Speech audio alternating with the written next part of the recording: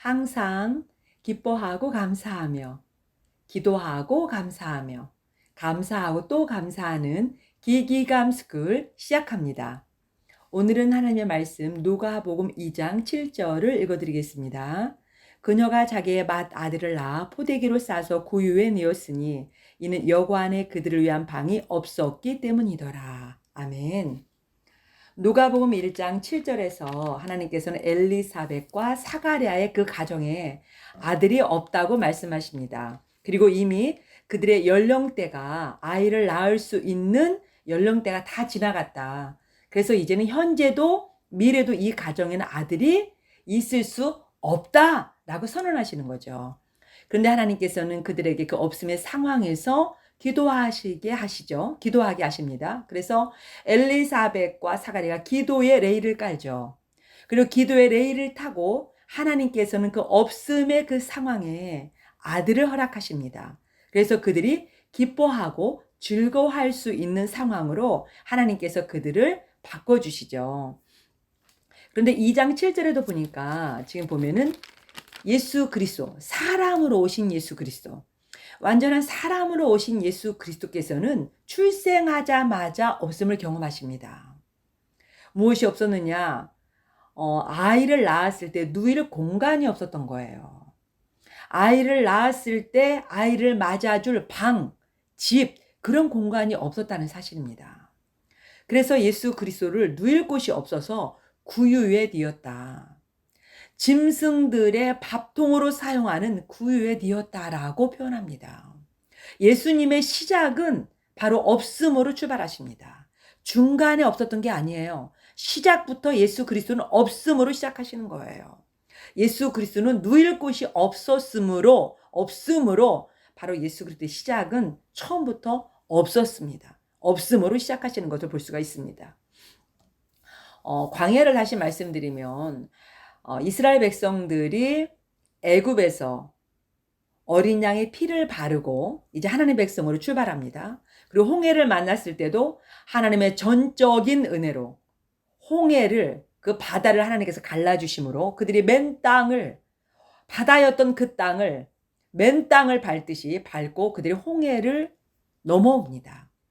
그런데 그들이 광야에서 그렇게 하나님의 그 전에 이미 애굽에서 10가지 재앙이라든가 그리고 홍해를 건너면서 수많은 이적을, 표적을, 하나님의 살아계심을, 하나님의 우리와 함께 하심을 보았음에도 불구하고 광야에 들어서자마자 그들이 없음으로 인하여서 무엇을 한다고 말씀드렸죠? 예, 그렇습니다. 불평입니다. 원망입니다.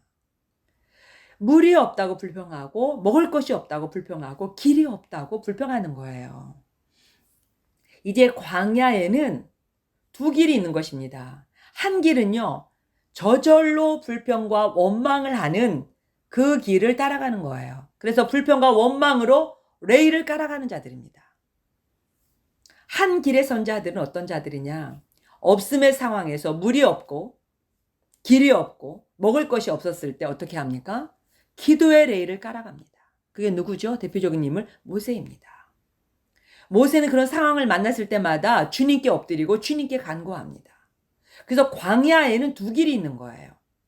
불평과 원망으로 광야를, 하나님의 백성임에도 불구하고 하나님 백성 되어서 그들이 하나님 백성으로 출생해서 하나님의 사랑의 아들의 나라로 옮겨진 자들임에도 불구하고 광야의 길에서 없음으로 인하여서 저절로 자동으로 불평과 원망을 발산하면서 불평과 원망으로 레일을 깔은 자들이 있습니다.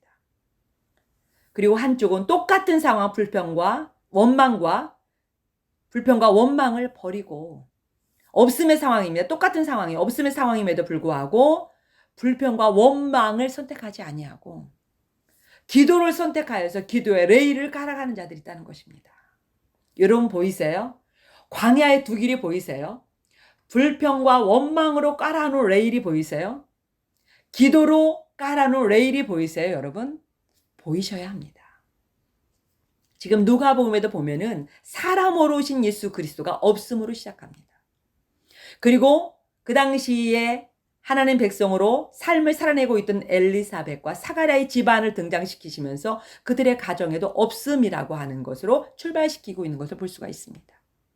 그런데 그들이 그 엘리사벳과 사가랴에게 하나님께서는 기도라고 하는 레일을 깔게 하셨고, 기도의 레일을 타고 하나님이 오셔서 그들에게 아들을 채워주시는 것을 볼 수가 있습니다. 하나님께서는 왜 기도하게 하신다고 말씀하셨죠? 말씀드렸죠? 왜 기도하게 하시나요, 하나님? 하나님의 기도의 최종 목적은 하나님 백성된 자들이 신분적인 하나님 백성의 위치를 차지했지만, 이제는 수준적으로 너희가 수준이 높아져야 된다. 장성한 자가 되어야 된다. 그래서 너희들이 속사람이 강건하여지고, 또한 하나님의 충만하심으로 모든 것들이 충만해져야 한다라고 하는 하나님의 최종 목표가 있다는 것입니다. 그래서 우리는 사탄이 깃발을 꽂고 점거하고 있는 이 땅에서 우리가 하나님의 사람으로 살아내기 위해서, 이 땅에 사탄이 점거하고 사탄이 등기를 끝낸 이 땅에서 우리가 예수 그리스도의 이름으로 다시 그 땅을 우리가 빼앗아서 하나님의 이름으로 깃발을 날리고, 그리고 하나님의 땅으로 우리가 등기하기 위해서 우리는 어떻게 합니까? 없음의 상황과 여러 문제와 사건 앞에서 우리는 불평과 원망이라는 레일을 깔지 않고 기도라고 하는 레일을 선택하여서 계속 깔아가면서 우리는 어떻게 하는 거예요? 하나님의 채워주심과 그리고 우리 속사람이 다루어져서 강건하게 됨을 우리가 체험하게 되는 것입니다. 이제 일반적인 사람이 엘리사벳과 사가랴가 그렇게 지금 기도라는 레일을 깔아가고 있는 것을 하나님께서 보여주고 계시고요. 그러면서 2장 7절에는 예수님도 하나님이심에도 불구하고 완전한 사람으로 오신 예수님은 처음부터 없었다라고 출발하시는 거예요. 그러면 예수님은 그 없음의 상황을 어떻게 하실까요? 오늘 다룰 내용은 아니지만 다음에 다뤄야 되겠지만, 바로 누가복음 3장부터 사복음서 어느 복음서에도 그런 기록은 없습니다. 누가복음에만 예수님이 어떤 상황을 만났을 때 예수님이 기도하셨다라는 내용을 반드시 첨가시키고 있는 것을 볼 수가 있어요. 누가는 예수님이 없음이라는 상황으로 출발하시는데 어떻게 하시느냐? 일반적인 하나님의 사람들도 기도를 사용해서 기도라고 하는 레일을 깔아가면서 인생을 살아가는데, 하물며 예수님도 어떻게 하셨다? 어떤 상황, 다양한 상황에서 예수님도 기도라는 레일을 까시면서 어디까지 가셨다? 십자가까지 가셨다라고 하는 것을 누가가 놓치지 않고 정확하게 그 보화를 찾아내서 곳곳마다 기록하고 있는 것을 볼 수가 있습니다. 예수님이 기도라고 하는 레일을 누가복음에서 바로 3장부터 계속 깔아갔어요. 모세가 광야에서 기도라는 레일을 계속 깔았던 것처럼. 그래서 우리가 지금 바로 21세기를 살아가는 우리가 지금도 모세가 광야에 깔아놓은 기도 레일이 보이잖아요, 여러분. 그렇죠? 이제는 우리가 어떻게 하는 거예요? 우리도 기도의 레일을 깔아가는 것입니다. 어떤 상황에서? 없음이라고 하는 상황에서. 문제와 사건을 만난 상황에서 우리는 사람으로, 하나님의 사람으로서 기도라고 하는 레일을 깔아간다. 그리고 2장에서 또 기도하는 인물 하나를 대표로 말씀하고 계시는데요. 바로 2장 37절입니다. 36절부터 읽어드릴게요. 또 아셀 지파에 속한 바누엘의 딸 안나라 하는 여대원자가 있었는데 그녀는 나이가 매우 많더라. 그녀가 처녀 생활을 벗어나 7년을 남편과 함께 살다가 과부가 된 지 84년쯤 되니라. 그녀가 성전을 떠나지 아니하고 밤낮으로 금식하고 기도하며 하나님을 섬기더라. 이 여자의 상황은 지금 누가 없는 것입니까? 남편이 없는 것입니다. 없음의 상황이 대표적인 인물이 있죠. 나그네, 고와 과부예요. 하나님께서는 지금 과부를 없음의 상징적인 인물로 과부를 등장시키는 거예요. 바로 안나입니다. 근데 그 안나가 어떻게 했습니까? 바로 과부가 된 지 84년쯤 어떻게 기도로 살아왔다는 거예요. 84년을 어떻게 했다는 거예요? 기도의 레일을 계속 깔면서 왔다는 거예요. 남편이 없는 상황이니 얼마나 많은 다양한 문제들이 이 여인에게 덮쳤겠습니까? 그 없음의 상황이 이 여인을 삼키려고 얼마나 많이 공격했겠습니까? 그런데 이 안나라고 하는 이 과부가 불평과 원망이라고 하는 레일을 깔지 아니하고 기도라고 하는 레일을 계속 깔면서 84년을 한결같이 달려왔다라고 하는 것을 기록하고 보여주시는 것을 우리는 지금 발견하게 됩니다. 네. 또한 동시에 지금 누가복음 1장부터요. 지금 엘리사벳, 그 사가랴, 그들에게 또한 사용하는 용어가 있는데요. 1장 15절에 보면은 바로 세례 요한이 태에서부터 성령으로 충만하다라는 말씀을 하십니다. 그 다음에 35절에 보면 천사가 마리아입니다. 마리아에게 대답하여 이르시되 성령님께서 내게 임하시고 라고 말씀하세요. 그래서 1장부터 누가는 기도라고 하는 단어를 출연시키고 그 다음에 성령님을 등장시키십니다. 그리고 41절에 보면 엘리사벳이 마리아의 문안을 들었을 때에 아기가 그녀의 태속에서 뛰노니라 엘리사벳이 성령님으로 충만하여 엘리사벳이 성령님으로 충만하다고 그 기록을 써놓고 있는 것을 볼 수가 있어요. 그 다음에 하나님께서는 또한 이제 그 성령님으로 충만한 엘리사벳, 마리아 그리고 세례 요한을 하나님께서 말씀하셨잖아요. 그런데 바로 3장에서부터 누구에게도 그것을 적용시킬까요? 사람으로 살아내고 계시는 예수 그리스도에게 성령님을 등장시키십니다. 네, 바로 이 땅을 없음의 상황으로 갈 수밖에 없는 하나님의 사람들에게 우리가 비록 하나님의 사랑의 아들의 나라로 옮겨진 자들이에요. 하나님의 가족이 된 자들이에요. 신분적으로는요. 그런데 우리가 지금은 현재는 이 땅을 살아가는 거예요. 이 땅에서 살아가잖아요. 근데 이 땅에서 우리가 신발을 신고 살아가는데 이 땅을 다스리는 자가 누구예요? 어둠의 영이에요. 사단의 영이에요. 마귀가 잡고 있어요. 그들이 곳곳마다 깃발을 꼽아놨어요. 그들의 땅이라고. 그런데 우리는 이 땅에서 살아가야 돼요. 그러다 보니까 우리가 어둠의 영으로부터 공격을 당하고 또한 우리는 당연히 없을 수밖에 없죠. 왜? 그들이 차지한 땅에서 우리가 살고 있는 거니까요. 그렇죠. 더부살이 하는 거죠. 더부살이 하는 거기 때문에 우리가 없음의 상황은 당연하다. 그런데 그 없음의 상황에서 우리에게 하나님께서 원하시는 것이 무엇이냐? 그 없음의 상황을 불평과 원망으로 레일을 깔다 보면은 어떻게 되나요? 하나님의 자녀가 수준이 너무 낮아서 실패한 그리스도인이 되는 것이죠. 예. 그러면 하나님의 목표는 무엇이다? 우리의 속사람이 강건해지고 하나님의 모든 충만하심으로 충만하게 되어서 없음의 상황 속에서 우리가 점점 자라가는 것이다. 그래서 예수 그리스도의 온전한 신부가 되는 것이 하나님의 최종 목적이다. 목표다. 우리를 향한. 그래서 바로 누가복음 1장에서 누가는 그 부분을 놓치지 아니하고 누가도 하나님의 사람으로서 인생을 살아봤잖아요. 그러면서 그가 당면한 문제들을 만났을 때 그가 살아낸 방법들이 결국은 기도와 성령님으로 살아냈다고 말하고 있는 것과 같은 거죠.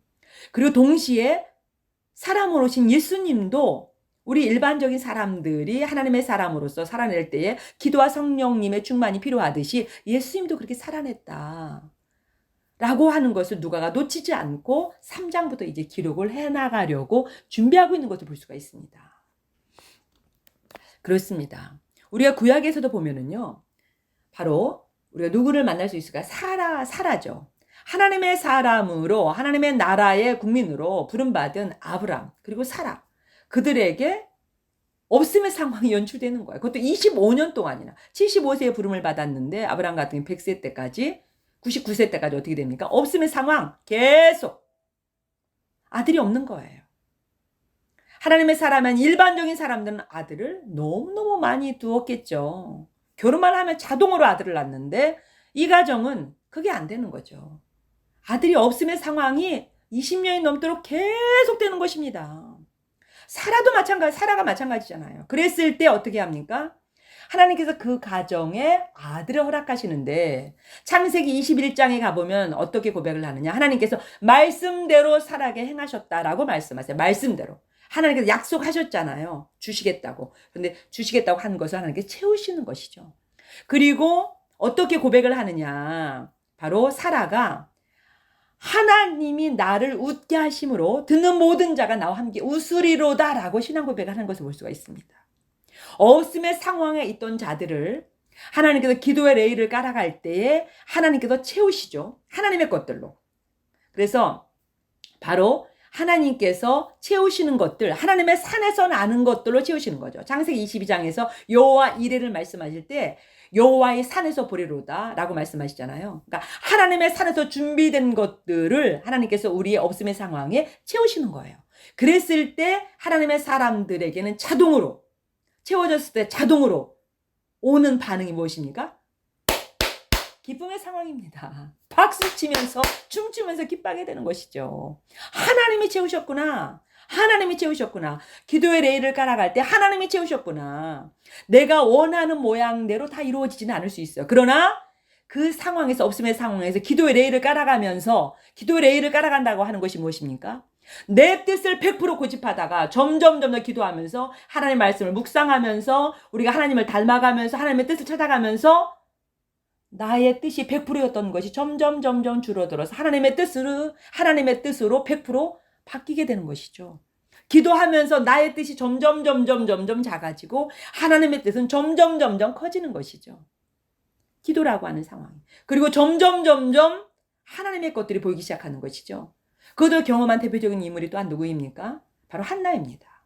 사무엘상 1장에서 그 가정도 한나도 없음으로 시작하죠. 아들이 없습니다.